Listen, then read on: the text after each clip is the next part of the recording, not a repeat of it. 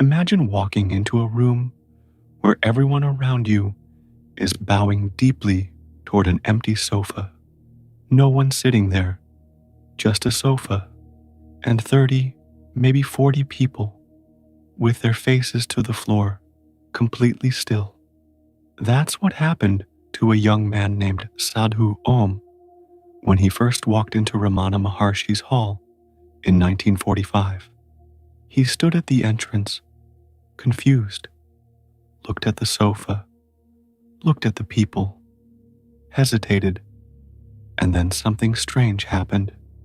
As he stopped resisting, as he simply stood there without knowing what to do, a faint outline began to appear on the sofa, slowly, like something solidifying, out of thin air, until finally he could see him clearly. Ramana, sitting there the whole time. He hadn't appeared. He had always been there. Sadhu Om just couldn't see what he wasn't looking for.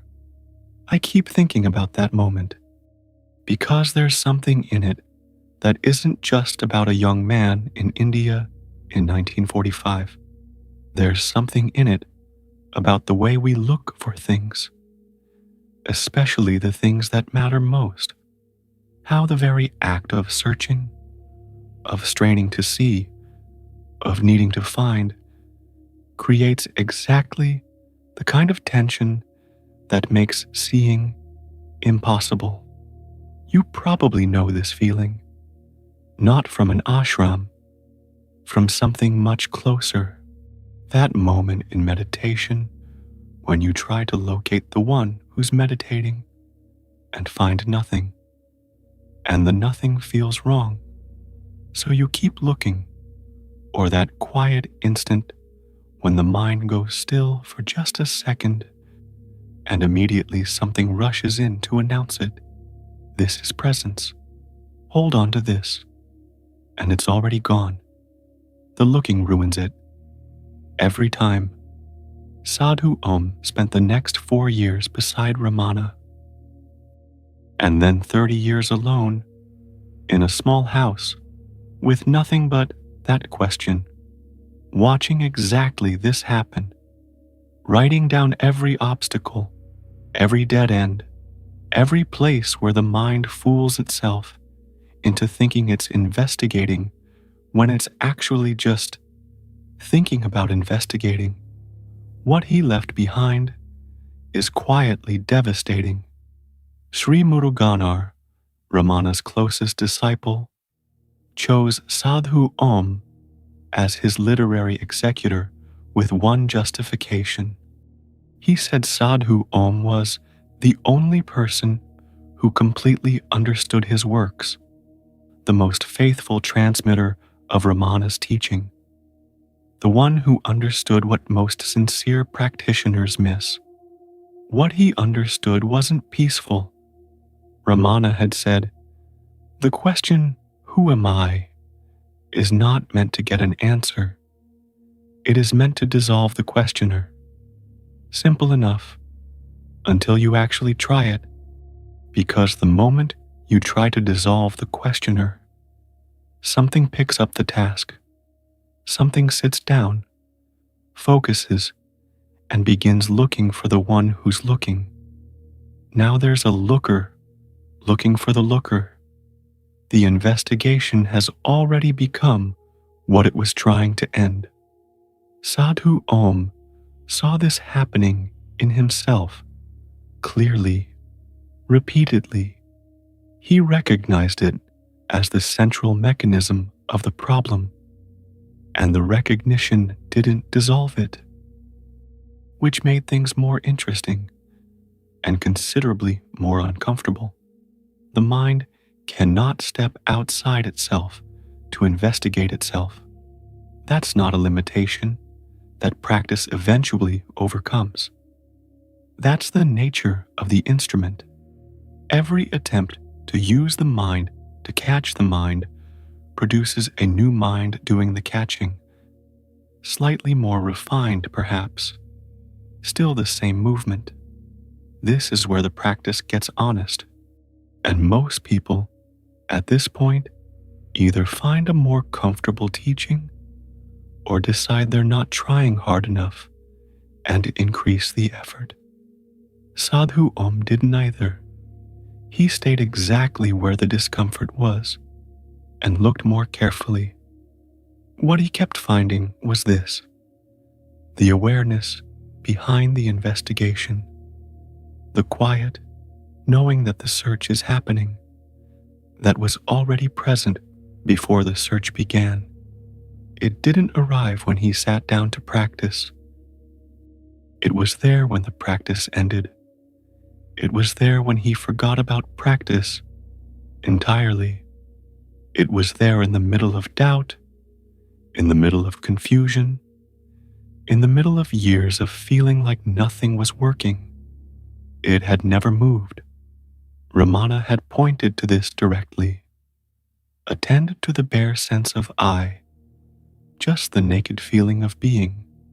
So Sadhu Om attended, and something attended to the attending, and something knew that something was attending to the attending. The layers kept appearing, but something was noticing the layers, something that wasn't itself a layer. This is where the investigation becomes strange, in a way that thinking can't quite hold. Because right now, listening to this, there is something aware of these words landing, something aware of whatever the mind is doing with them, something aware of whether this is resonating or not resonating, whether the attention is sharp or drifting, whether something in you is leaning in or pulling back. That awareness isn't something you produced. You didn't decide to be aware just now. It was already running, has always been running, long before this moment, long before the search for it began. Sadhu Om wrote something that, once seen, is difficult to unsee.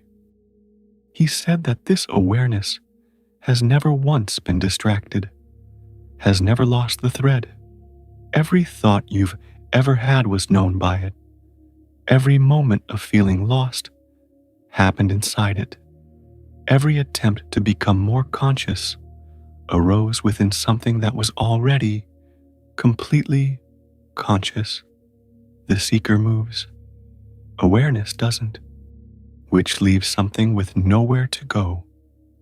If you've been watching your thoughts for years, watching yourself try to be present, watching yourself meditate, watching yourself investigate, who has been watching all of that? And has that one ever been absent? That question doesn't go anywhere. That's precisely why it works. The mind expects a question to lead somewhere, to an insight, a release, a moment of clarity that confirms something was found. But this one just stays, open, without destination, and the longer it stays, the more something underneath it becomes visible. Sadhu Om saw through the mechanism, which is different from escaping it. When something becomes transparent, the relationship changes. The mind still runs. The commentary still comes. The watcher still watches. But the absolute conviction that you are that movement, that starts to loosen, almost imperceptibly, like a knot that hasn't been untied but has somehow lost its tension. There's something almost unremarkable about where this lands. The thoughts arrive exactly as before. The investigation still happens, but something in the quality of all that has shifted, just enough that the whole performance feels slightly less convincing than it did before, less solid, less urgent. Ramana's question was never moving toward an answer. Sadhu Om spent 30 years as evidence of that.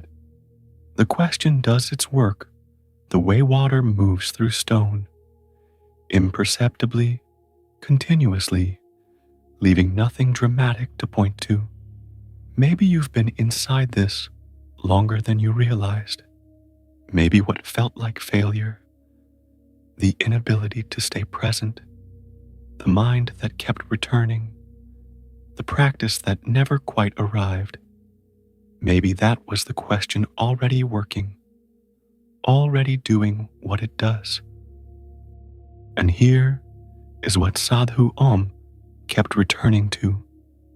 Even after decades of practice, even when the mechanism was thoroughly understood and thoroughly mapped, the understanding itself happened inside something that was never confused.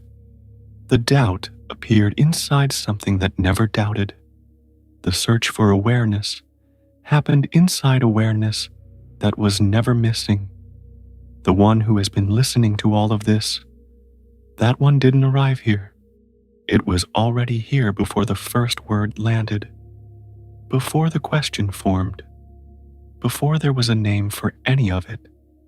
The seeker moves through it like weather moves through sky. The sky doesn't go anywhere. If something in this found a quiet place to land, there are other teachings here that move in the same direction. The same thread followed a little further. No conclusions waiting at the end. Just this, looked at from another angle. And what remains after the words stop, that silence, if it's there, might be worth more attention than anything said here.